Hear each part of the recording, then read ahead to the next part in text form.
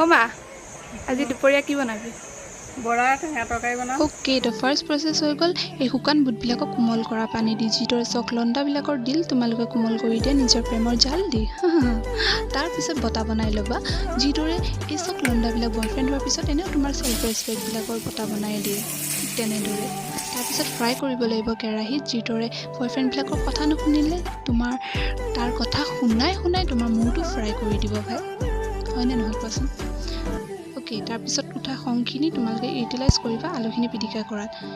আলুখিনি পিটিকা হোৱাৰ পিছত কেৰাহী এখন পাতি তাত গৰম হ'বলৈ দি অলপ তেল, পিঁয়াজ, আদা নহৰু পেষ্ট অলপ দি ফ্ৰাই কৰি লৈ ধুনীয়াকৈ আলু পিটিকাখিনি দি অলপ ফ্ৰাই কৰি লৈ তাত পানী অলপ দি দিবা।